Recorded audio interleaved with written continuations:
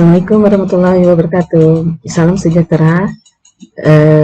Jumpa lagi di pertemuan yang pertama ini. Saya Dr. Siti Rasmawati Yahya. Saya dosen koordinator untuk mata kuliah matematika diskrit. Kali ini saya akan menjelaskan ya matematika diskrit dari bab 1 sampai terakhir. Dalam hal ini saya bagi dalam 35 slide. Semoga jelas ya, dan 35 slide ya. Saya sudah rangkumi seluruhnya sesuai dengan RPS.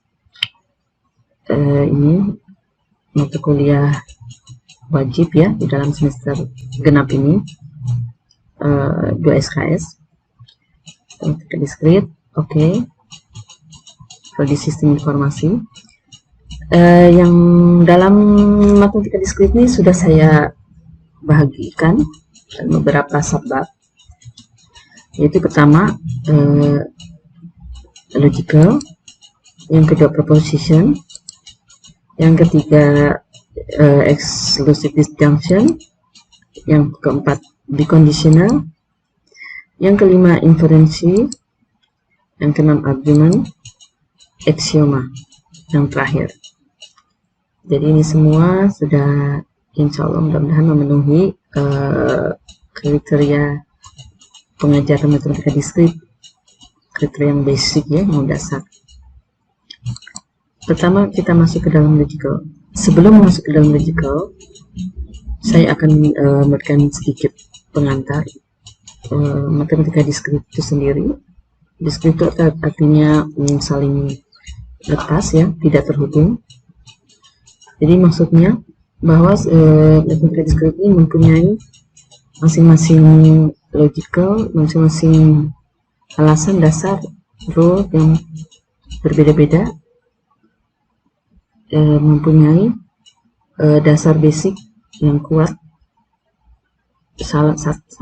antara satu dengan yang lainnya, tetapi mempunyai perbedaan itu adalah untuk menjadi foundation, dasar untuk suatu perkembangan metode selanjutnya. Oleh itu adalah dasar suatu asas dari matematik secara umum. Sekarang kita bahas masuk ke dalam bagian pertama, yaitu logic. What is the logic? Logic is the foundation of all computer science. Kenapa ini saya masukkan logic itu dalam definition yang pertama? Karena sistem informasi ini masuk dalam information technology juga, ilmu komputer juga, sehingga saya perlu jelaskan dulu apa itu logic, dasar alasan secara logik untuk matematika. Jadi logic is the foundation mathematical reasoning ya, penjabaran matematik. Karena matematik itu mempunyai pernyataan-pernyataan, ada yang invalid, dan invalid, dan valid and invalid. The rules of logic are used to distinguish between valid and invalid mathematical arguments. Logic has numerous applications in computer sciences, such as the design of computer circuits, the construction of computer programs, the verification of correctness of program. Dalam berbahasa pemrograman, tidak lepas dari kenyataan kalimat-kalimat matematik yang akan menjadi dasar pengembangan metode selanjutnya. Kemudian kalau dalam saya jelaskan dalam bahasa Indonesianya, kurang lebih hampir sama. Logika adalah studi penalaran, yaitu cara berpikir dengan mengembangkan sesuatu berdasarkan akal budi dan bukan pada perasaan atau pengalaman, ya, berdasarkan logical, karena matematik ini adalah ilmu sains yang pasti, jadi mempunyai rule yang harus diuji kaji. Dari alasan uji kaji, research seperti itu akan menghasilkan suatu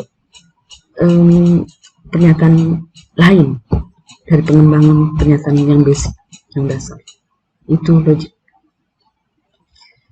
Ada yang pernyataan benar, ada yang pernyataan salah. Aplikasi logika dalam bidang komputer, contohnya apa aja yang tadi seperti telah disebutkan sebelumnya, ya, seperti ini, yaitu dalam the design of computer circuits. Jadi bidang apa aja?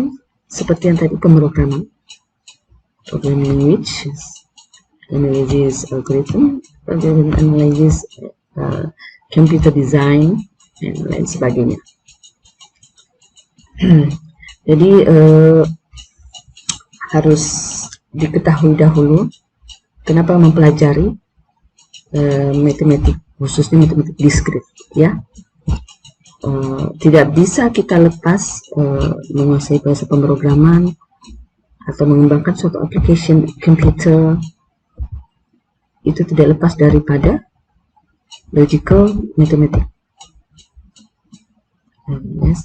Jadi itu adalah basic, salah satunya matematika diskrit ini.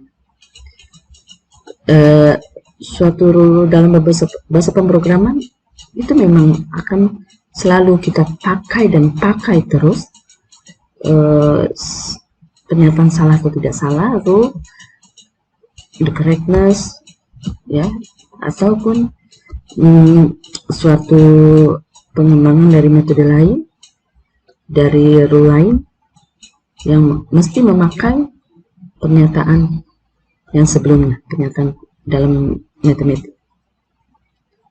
Di situ ada nanti perlu dipelajari himpunan, perlu dipelajari matriks, aljabar, boolean, tentang Hamming distance dan sebagainya. Semua akan dipakai sebagai basic daripada untuk pengembangan pemrograman seterusnya, atau daripada pengembangan rancang komputer seterusnya, atau daripada untuk analisis algoritma seterusnya. Jadi di sini nanti akan masuk selepas ini, selepas tahu apa itu logik, akan saya sampaikan sudah masuk subbab berikutnya yang menyinggung tentang himpunan yang tadi disebutkan, matrix, ada juga relation, function, ya, seperti di outline-nya sebelumnya.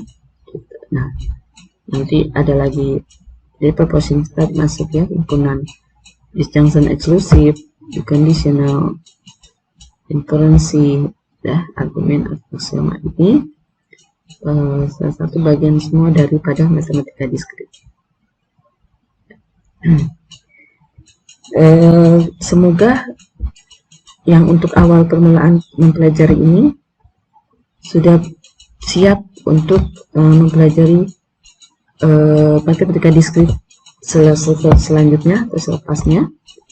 Kemudian bisa mengembangkan logical itu sendiri, bahasa pemrograman, bisa aplikasikan ke suatu sistem, boleh aplikasikan ke suatu pengembangan aplikasi, dan boleh aplikasikan ke dalam suatu aplikasi elektronik, electrical, statistik, yang berhubungan dengan sains, ilmu sains, atau boleh juga dengan pernyataan argumen ke dalam data mining dan sebagai social science juga boleh, sebagai analisis users, ya, untuk from sentiment analysis, media sosial dan sebagainya. Itu boleh dipakai dengan berasaskan dari matematik, penyataan matematik, khususnya logikalnya. Saya selesaikan dulu yang ini, kita lanjutkan. Selepas itu nanti kita masuk ke proposition. Thank you very much.